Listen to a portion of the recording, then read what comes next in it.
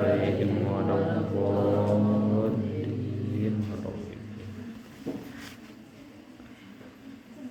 Qala Rasul mayyuridillah tanya. Qala muallif hadzal kitab rahimahullahu ta'ala wa nafa'ana bihi wa bi ulumihi nafa'an mubarakan lana wa lidinika wa linnasi ajma'in. Bismillahirrahmanirrahim. Wa qala Rasulullah sallallahu alaihi wasallam may yuridillahu bihi khairan yufaqihu fiddin. Leres eta?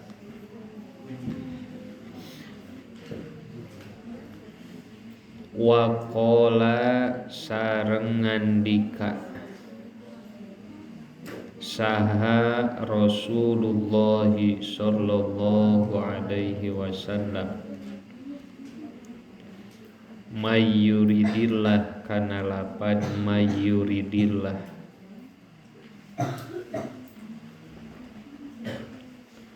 man ari saha jalma yurid nu bade yurid eta nu bade ngersakeun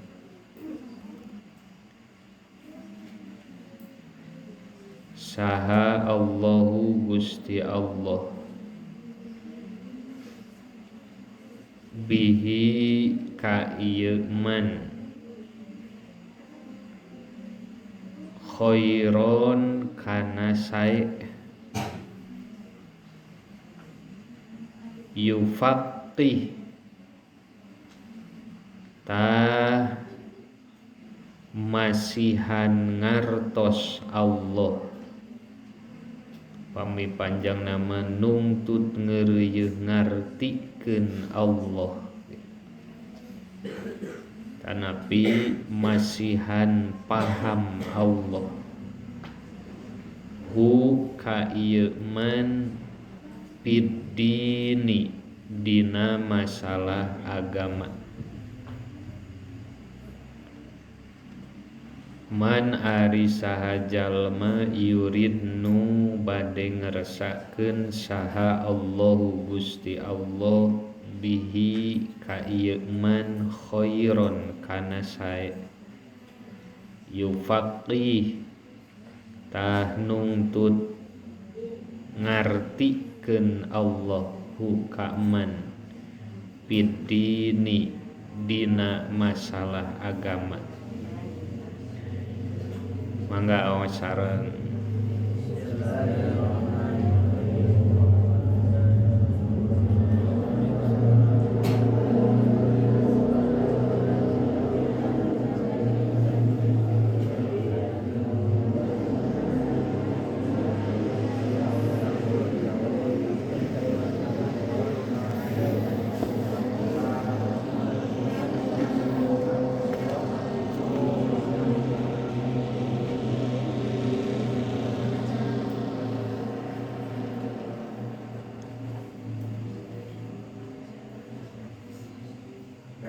Setiap jalmi tinangtos ngagaduhan kahoyong anu sae utami kanggo dirina moal aya jigana jalmi nu hoyong awon pasti sadayana oge hoyong sae sok sanaos ceuk paripaosna urang can pati sae boh dina ibadah atanapi dina padamelan nu sanes. Tapi tetep we sok sanaos kitu oge urang teh tujuan jeung kahayang mah ala hayang alus. Ta ciri-ciri jalma nu bade dicetak janten jalmi sae kituna teh numutkeun hadis Rasul nu nembe.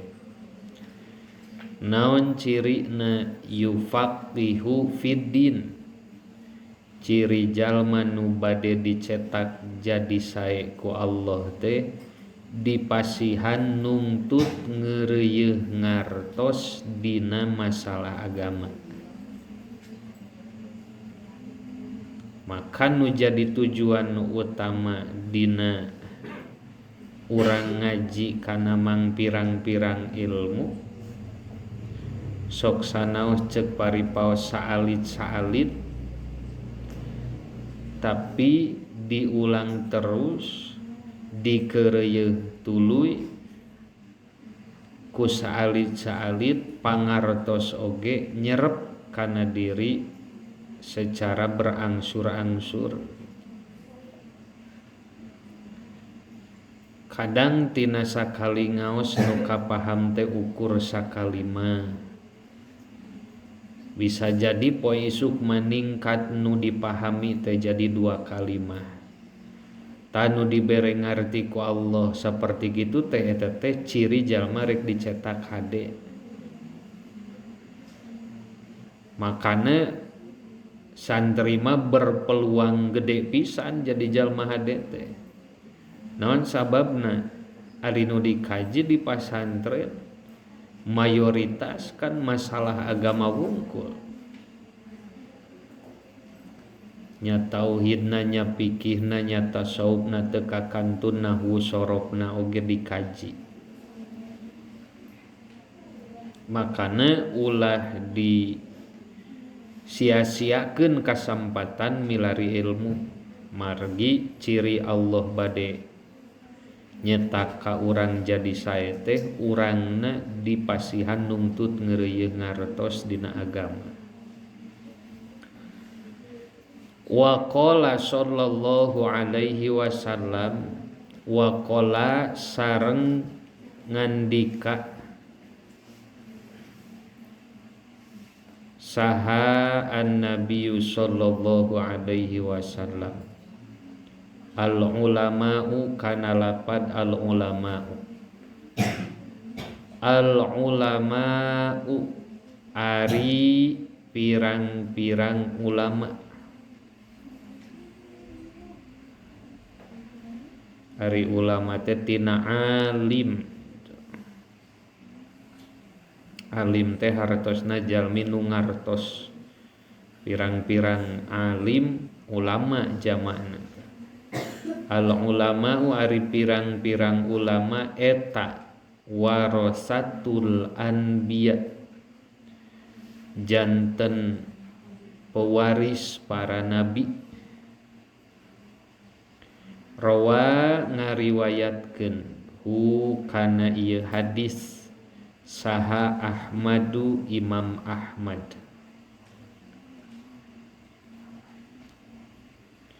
Wa hasbuka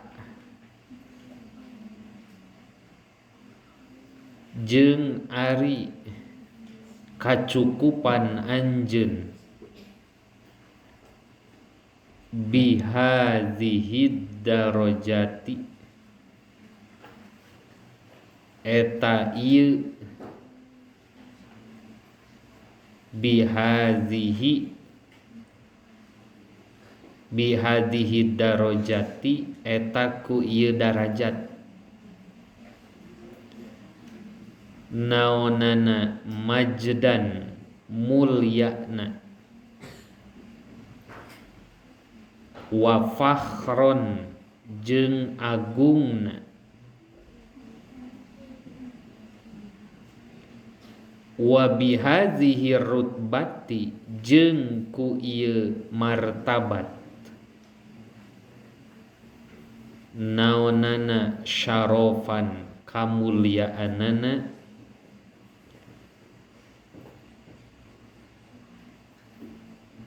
wa zakaron jeung sesebutanana, wa hasbuka jeung ari kacukupan anjeun bihadhihi darajati eta ku ieu darajat. Naonana majdan kamulyaanana, wa fakhron jeung kaagunganana, wa bihadhihi rutbati jeung ku ieu martabat. naonana syarofan kamuliaanana wa zakaron jeung sesebutanana. Sok aos deui tina waqala nu nembe.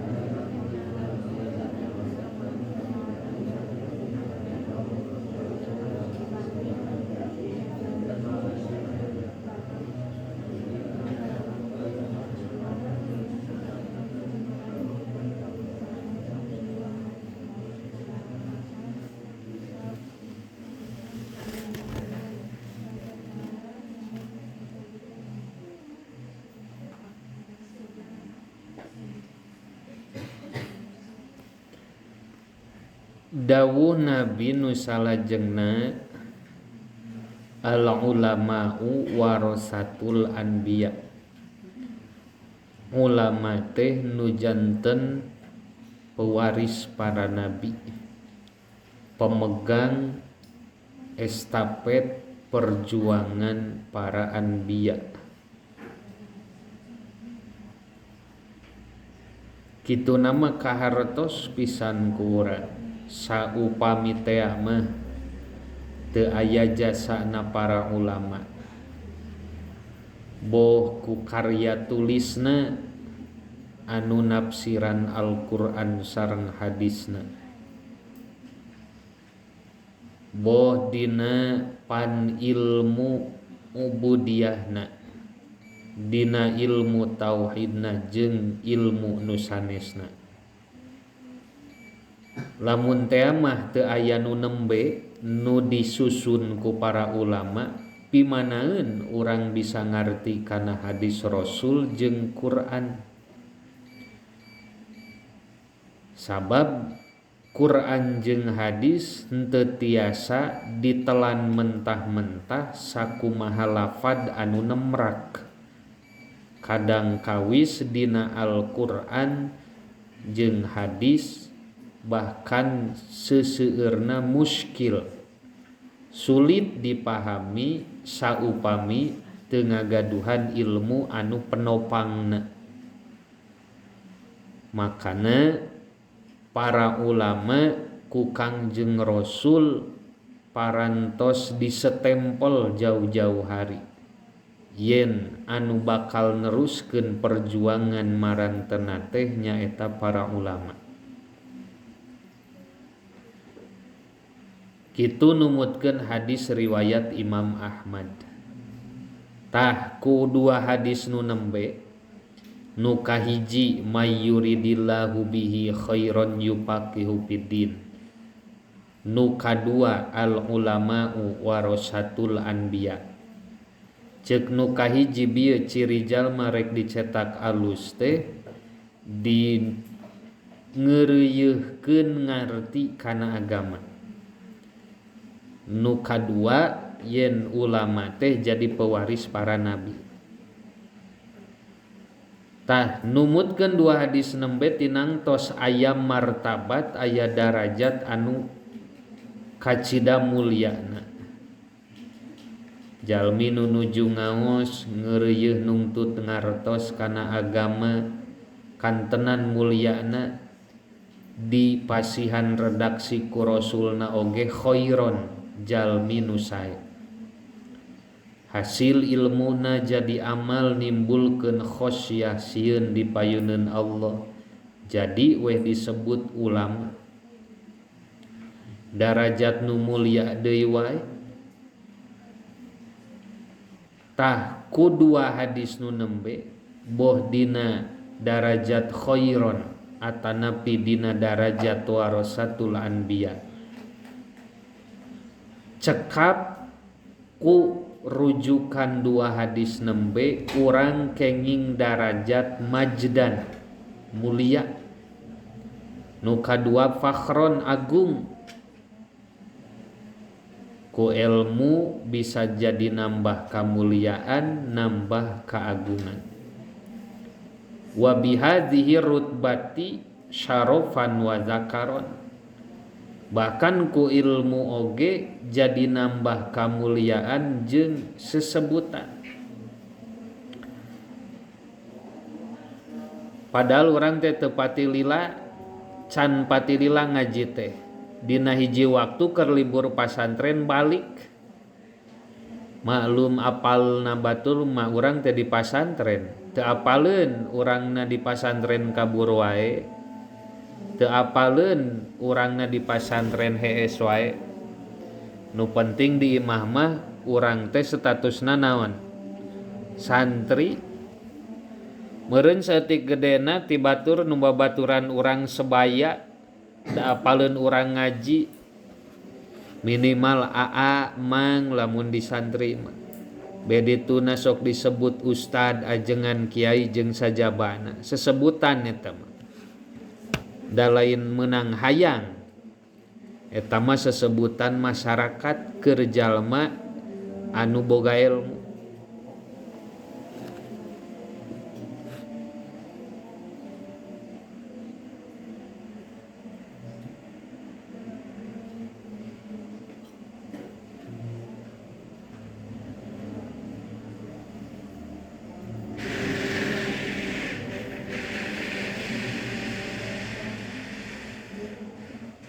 Asyhadu anna Muhammadar Rasulullah.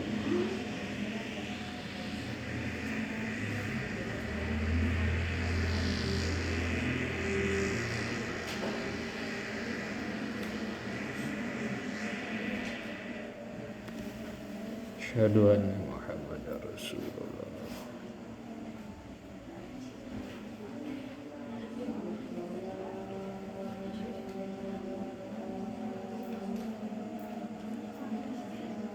La haula wala quwata illa billah.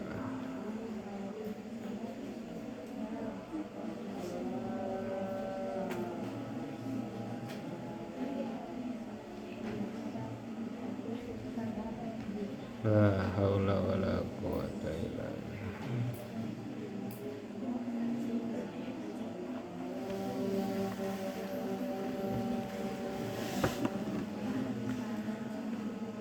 La haula wala quwata illa billah.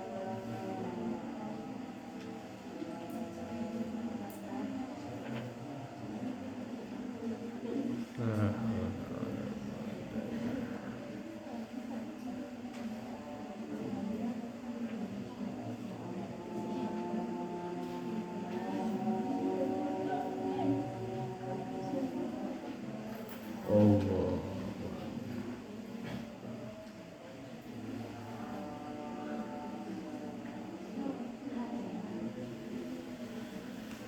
La ilaha illallah. Tong boraah ulamana contoh urang wae nu nempelkeun diri ka ulama. Misalkeun kieu manggelar teh geus balik ka imah mukim disebut ajengan ku batur teh. Dina hiji waktu diulem kana pangaosan nu bade maparintas tausiahna Kiai Haji Gelar. Di sagedengeunana di pengkerenna teh aya Mang Ucup we. Ngawal. Nah, ngawal Kiai Gelar. Nu jadi ulama nama Mang Gelar. Nu nyantel ka Mang Gelar Mang Ucup. Geus puguh ari ulama mah darajat Nabi geus disebutkeun ieu mah nu nempelkeun diri ka ulama wae ka bawa mulia. Memeh ngaji teh mangga tuang heula pangarsa. Meh ageng tanagi dahar. Nu dititah teh lain ajenganna wungkul. Jeung Mang Ucup na eta nu nyarengan kiaina sok enggal. Ieu ti payun sarengan akang. Tuh.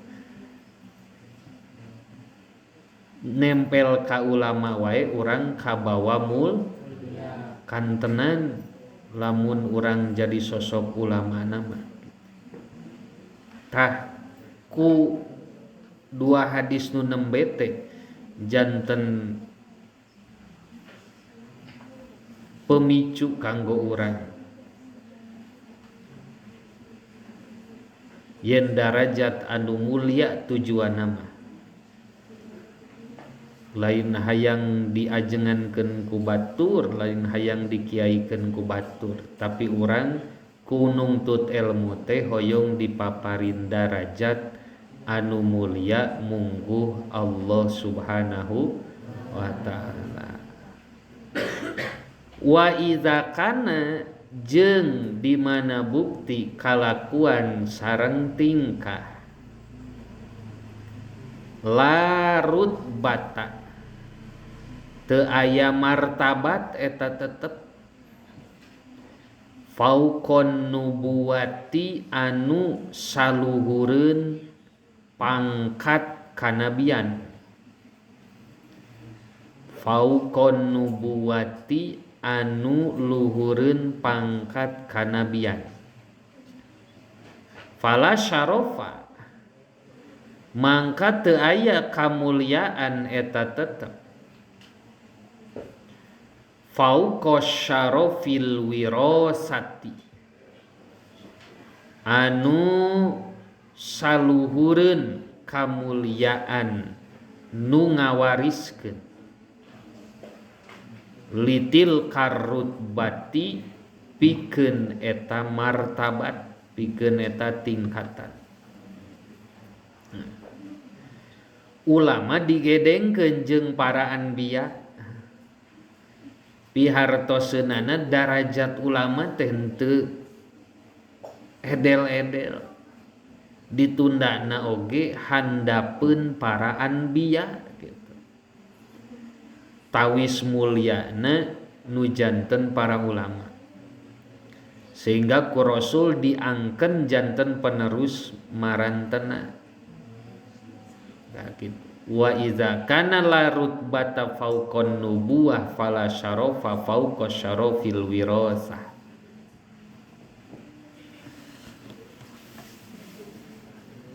tayeu nu paling inti keur urang wa ghayatul ilmi jeung ari tujuan utama ilmu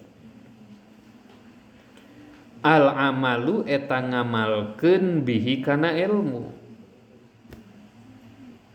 wa ghayatul ilmi jeung ari tujuan utama ilmu al amalu eta ngamalkeun bihi kana ilmu li annahu karna sanyana ieu amal samratuhu eta buah tina ilmu li annahu karna sanyana ieu amal samrotuhu eta buahna ilmu wa faidatul umri jeung manfaatna yuswa umur wazadul akhirati jeung jadi bekal di akhirat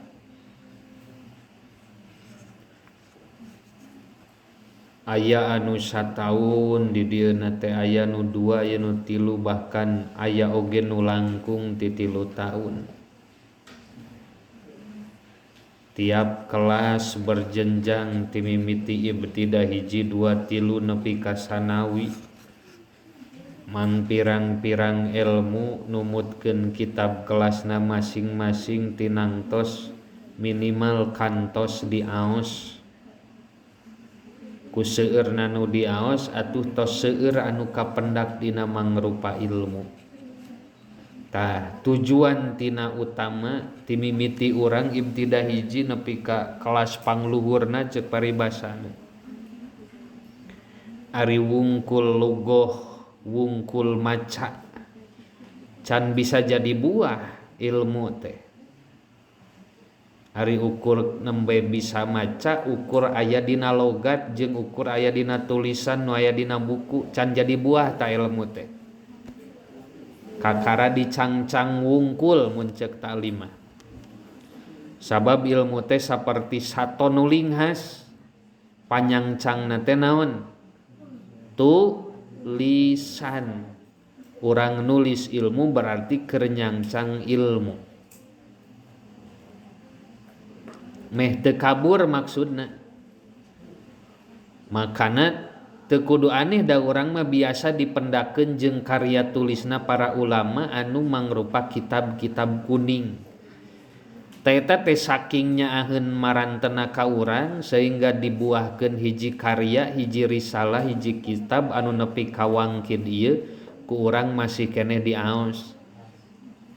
Dasar we contoh dasar lamun urang teu apal sapinah-sapinah acan sok rek ti mana meunang ilmu salat lamun lain tina eta.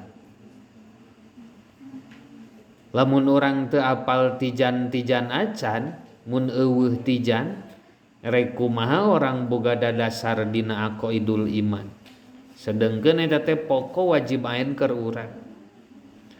Tah mangrupi ilmu diaos seueur mangrupi kitabna tos tebih ngaosna teu acan janten buah eta teh. Naon atuh supaya kapetik hasil ka ala buah wa ghayatul ilmil amalu bihi. Tujuan utama tina urang milari ilmu teh rek ngamalkeun kana ilmu ta eta nu jadi buah mah. Di mana ilmu geus jadi amal ta eta mangka jadi buah. Nu dimaksud kapetik hasilna gitu. Teu sia-sia urang lila-lila di MK dupang depong ngalogat ngalawan tunduh nyurat-nyoret kitab nepi ka recet ngalogatna oge da kulaten tea ngalogatna nepi ka pabeulit rujukna oge domirna teh teuing balik ka mana poho deui. Padahal logat sorangan dibaca ku sorangan oge lieur. Komo logat urang dibaca batur. Geus embungeun we nempona teh jigana teh. Nah, ladang cape urang, radang dupang depong urang ngeureuyeuh nungtut jadi amal keur urang. Ditembongkeun kualitas ibadah jadi ningkat. Lamun hiji ibtida salat nawani ngope pangkeneh naik kelas 2 ibtida rada dines salatna teh. Naik deui ibtida 3 beuki dines. Naik deui sanawi wah geus teu bisa diganggu salatna teh. Sing nya oge babaturanna ngigel hareupeunana bari sitaranjang geus teu kaganggu. Sabab ama ilmuna jadi amal. Kumaha upami samulihna naudzubillah tapi lamun ilmu numpuk amal teu nambah ancamanana lam yajdad minallahi illa bu'dan. Moal nambihan caket justru kalah nebihan ka Gusti Allah. Jadi lain harta wungkul ilmu oge bisa jadi bumerang keur urang sorangan lamun ilmu teu jadi amal. Tugas di mana jadi amal mah nu tadi jadi buah. Nu kadua wa faidatul umri umur jadi manfaat. Lain wungkul ngabeakeun waktu dipake ngaji tapi nya ngaji nya ngamalkeun teu sia-sia. Tapi lain harti nu ngaji wungkul sia-sia henteu. Ngan atusanteuna dina setiap pertemuan ngaji teh bari barengan dina mana abdi ngazam bade ngamalkeun ilmu nu diaos dina wengi ayeuna. Sok sanajan can bukti langsung diamalkeun gitu. Minimal kitu.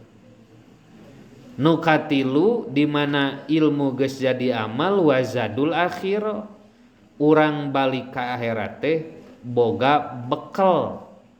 Sabab ilmuna tos janten amal.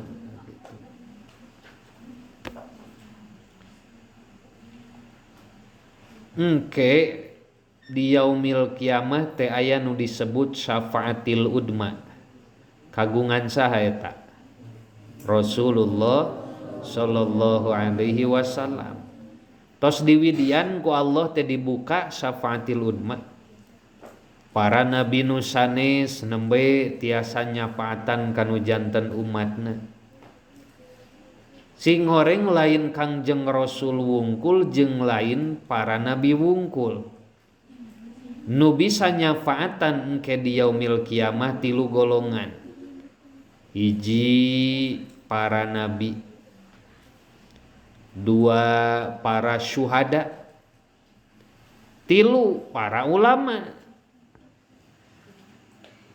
Eta dipasihan hak ku Allah kanggo maparin syafaat sabada dibukana syafaat Rasulullah sallallahu alaihi wasallam. Bakal jadi penolong ilmu teh. Ulama teh bakal jadi penolong. Juru selamat keur urang nu ngaku jadi santrina lamun ka aku eta oge gitu.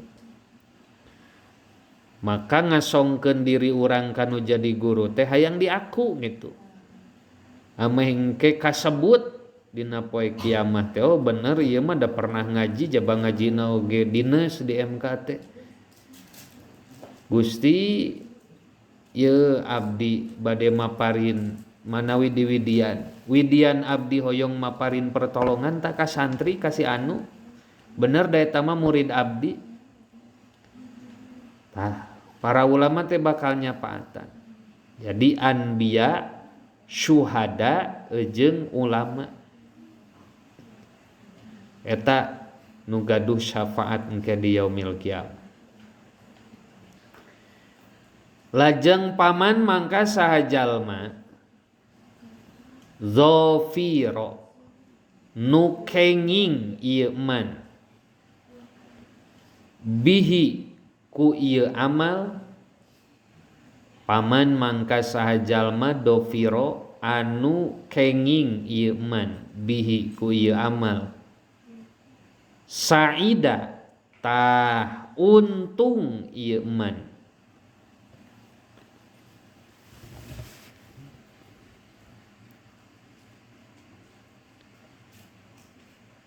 Lempeng basa urangna kieu saha jalma anu meunang di dinya teh nyaeta kersa ngamalkeun kana ilmu. Paman zafiro bihi saha jalma anu meunang ku ieu amal tegasna ilmuna jadi amal. Balukarna ilmu geus jadi amal saida tah bakal bagja gitu.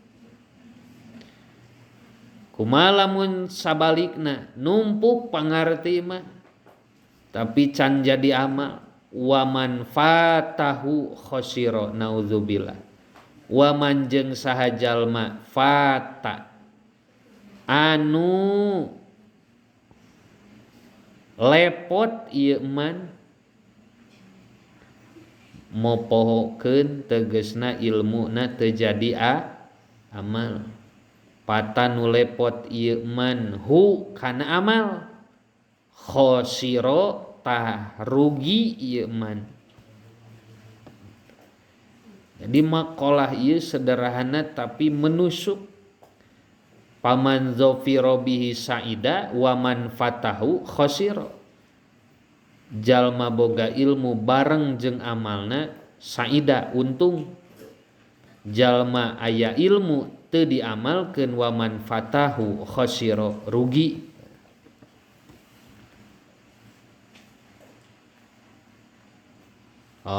Slogana paman zafiro tidinya.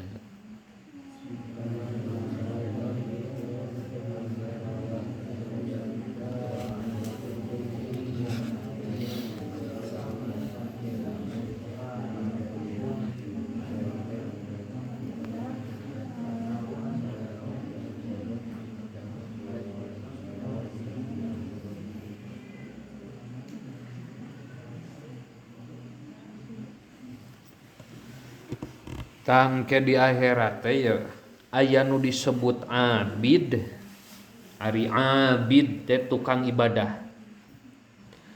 Aya nu disebut alim, ahli ilmu. Tangge teh bakal dipayunkeun. Dua jalmi eta teh dipayuneun Kangjeng Rasul. Aya golongan abid jeung golongan alim. Golongan tukang ibadah jeung ahli ilmu. Kumaha tah waleran Rasul nalika dihadapkeun jeung dua golongan, nu hiji tukang ibadah, nu hiji ahli ilmu. Walamma zukira, jeung samangsa disebatkeun, ingdahu disandingeun Rasulullah sallallahu alaihi wasallam, saha rojulani dua lalaki, ahaduhuma ari salah sahiji ieu rojulani abidun eta ahli ibadah. Wah, meleteng kopeana oge, sujudna tiap waktu, salatna teu tinggaleun, komo nu pardu mah kantenan, sunatna oge kalaku. Wal akharu jeung ari nu hiji deui alimun eta ahli ilmu. Nah, dipayunkeun ka Rasul ahli ibadah jeung ahli ilmu. Kumaha ta waleran Rasul? Qala mangka nyarios Kangjeng Rasul, fadlul alimi alal abidi kafadli ala adnakum. Subhanallah. Fadlul alimi ari kautamian ahli ilmu ceuk Rasul. Alal abidi ngelehkeun ahli ibadah. Saperti kumaha ngelehkeunana alim ka abid, kafadli ceuk Rasul. Eta saperti kaunggulan kuring ala adnakum ngelehkeun pirang-pirang anu rendah di antara aranjeun kabeh. Ala adnakum ngelehkeun ka pirang-pirang anu rendah di antara aranjeun kabeh. Diasongkeun nu hiji abid ahli ibadah, nu hiji alim ahli ilmu. Ceuk Rasul, fadlul alim alal abid ka fadli ala adnakum. Yeuh kaunggulan ahli ilmu mah ngelehkeun ahli tukang ibadah. Teu beda saperti ngelehkeun kaunggulan kuring ka jalma-jalma nu aya di sagedengeun kuring ti aranjeun kabeh. Pihartoseunana yen alim teh ahli ilmu teh ngagaduhan darajat anu mulya. Bieu oge disimpenna di mana? Handapeun darajat para nabi nu alim. Jadi nu abid cantang tu bisa ngelehkeun darajat urang. Naon margina? Sabab anu ibadah diancam, nu boga ilmu diancam. Mana ancaman anu keur ibadah? Jalma nu amal teu jeung ilmuna mardudatun latuk balu, ditolak moal ditarima. Ibadah nama bener loba katempo berjamaahna giat ngan teu didasaran ku ilmu. Ibadah tinggal judulna wungkul, eueuh buah nu bisa dialana sabab ibadahna teu didasaran ku ilmu. Nya kitu deui anu alim oge sarua we meunang pangancam. Mana pangancam keur nu alim? Bieu di luhur oge jelas. Paman dzafira bihi saida wa man fatahu khasira. anu amal kana ilmuna berarti jalma untung, nu teu ngamalkeun kana ilmuna berarti jalma rugi. Rek nu abid rek nu alim sabenerna mah duanana oge keuna ku pangancam. Jadi teu salah lamun urang ngaji dina waktu ayeuna bari dibarengan ngazam dina hate rek ngamalkeun kana ilmu nu keur diaji ayeuna. Syukur bubar ti dieu langsung amal, teu peuting ayeuna oge atuh sugan isu, sugan pageto, sugan isukna deui bisa ngamalkeun teh. Wa qala sareng ngadawu Nabi sallallahu alaihi wasallam, man salaka tariqan yatlubu fihi ilman salakallahu bihi tariqan min turukil jannah. Man ari saha jalma salaka eta anu nempuh ieu man. Mun bahasa kolot mah ngambah, suluk teh ngambah. Bahasa nu gampil kacerna ku urang mah geus we nempuh kitu, menempuh. Saha jalma salaka anu nempuh ieu man torikon kana jalan.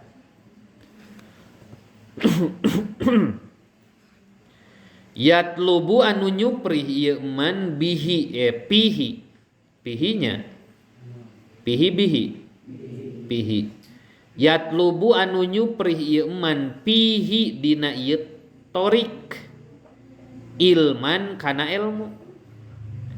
Sajalma anu nempuh hiji jalan anu dina eta jalan teh disupri ilmu, salaka ta nempuh saha Allahu Gusti Allah bihi ka ieu man nungtun maksudna ari Allah ka urang manungtun bihi ka ieu man torikon kana jalan min turukil jannati tina pirang-pirang jalan surga.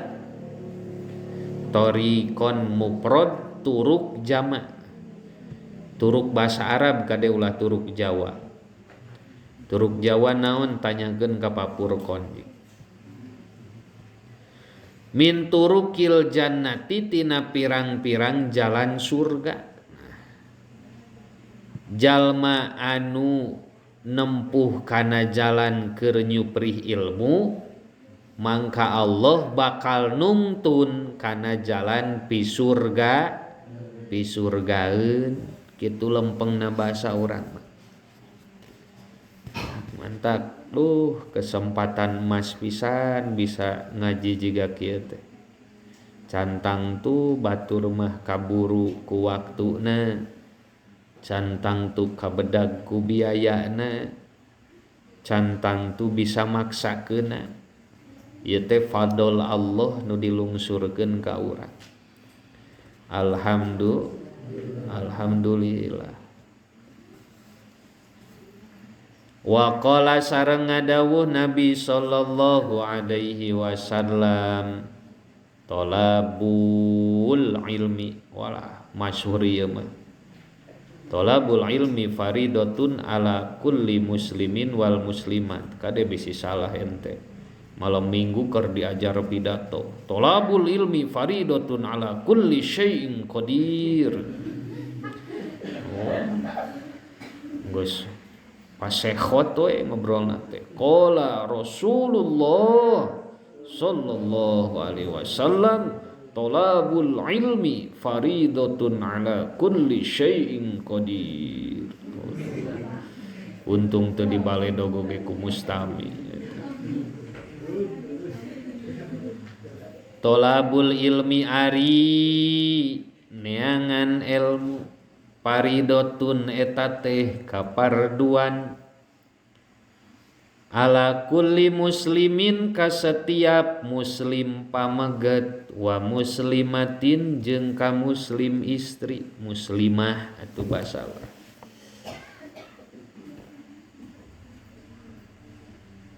mafhumlahnya eta mah piraku faridah. Jadi lain erek pepedengkrengan kuneangan ilmu teh urang mengalaksanakeun kewajiban teu beda jiga salat nu 5 waktu hukumna kumaha sarua ngajina oge kitu. Ngaji kana ilmu salat oge fardu ain gitu. Lamun anu masyhur di urang nama aya ujungan minal mahdi ilal lahdi cekolot timimiti di ais nepi ka di pais. Jadi henteu mandang yuswa teu mandang status tetep we fardu. Atuh bisi isuk pageto ente geus jadi ajengan teu kudu gengsi. Ngilu ngaji mesingnya oge dihareupeun teh santri diwurukan ku kiai gelar teh. Tiap peuting tiap waktu niatan we urang mah keur ngawurukan diri sorangan. Bisi teu kaburu urang nimba ilmu ti ajengan nu sejen. Da kadang kawis punten meureun aduh nu ngajina oge budak kamari sore moal ngilu ngaji mingguan ayeuna mah. Kena-kena urangna geus jadi naon? Jadi ajengan.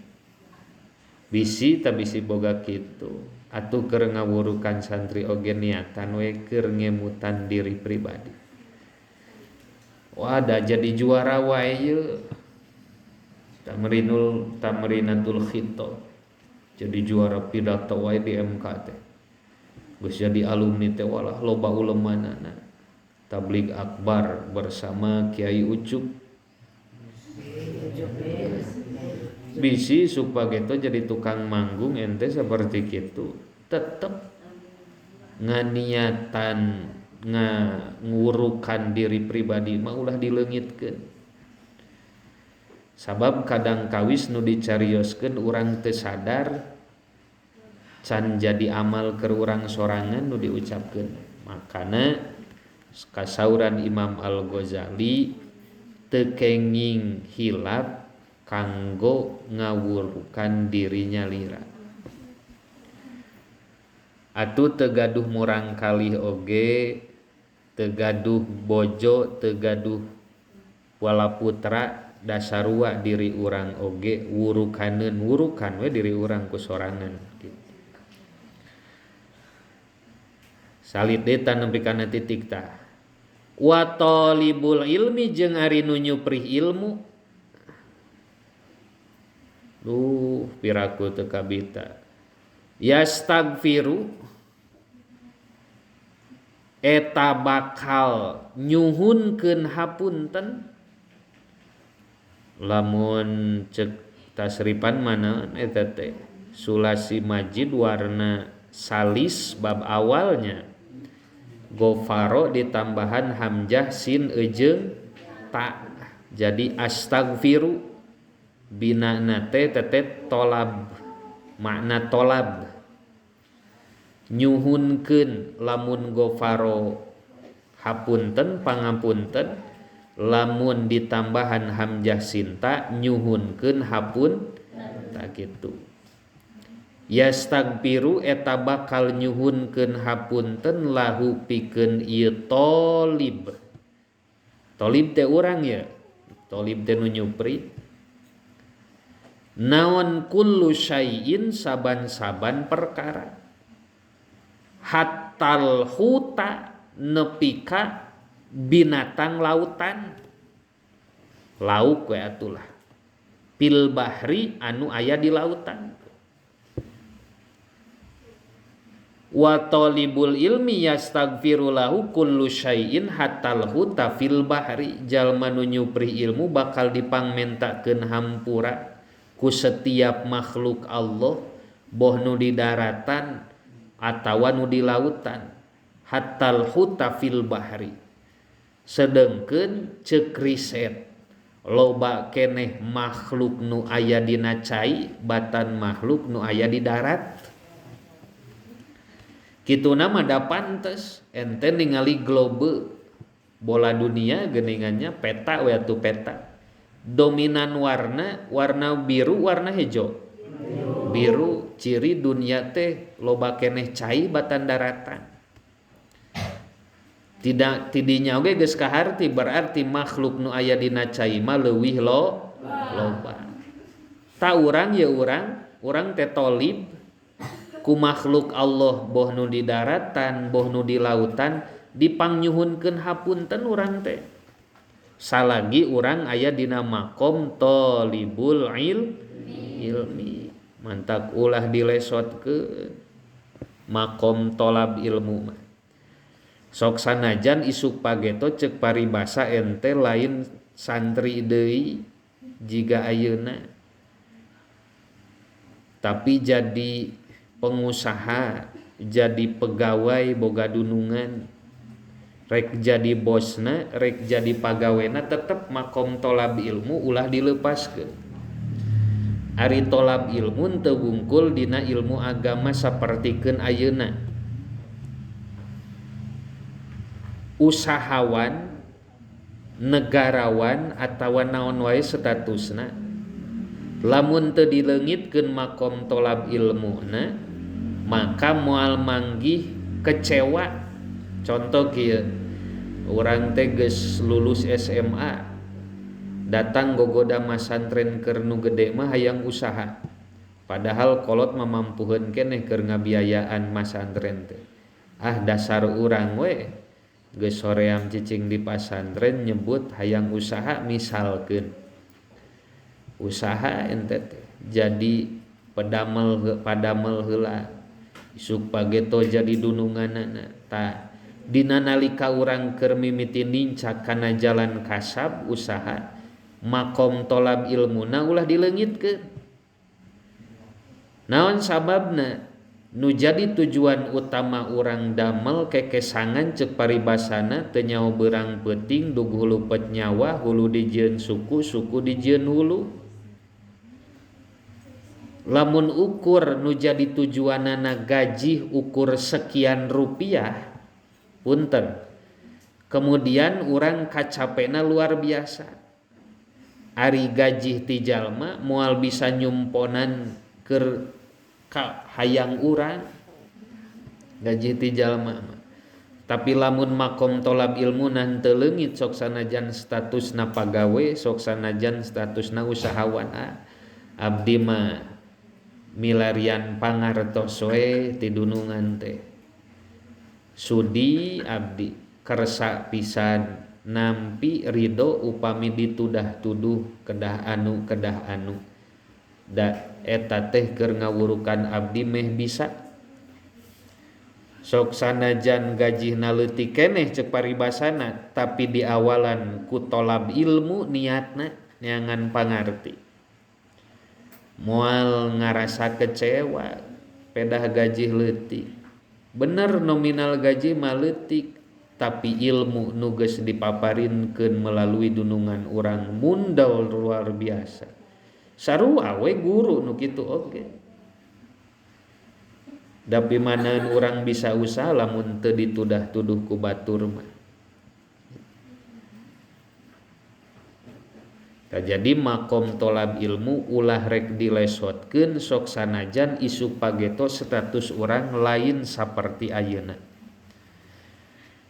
supaya ta ieu urang kaasupkeun nu ieu wa talibul ilmi yastaghfiru lahu kullu syai'in hattal huta fil bahri meh salamina urang teh dipangnyuhunkeun hapunten ku makhluk nu aya di bumi di daratan jeung makhluk nu aya di lautan tak salamina ulah eureun ulah lesot tina makom tolabul ilmi insya Allah wallahu a'lam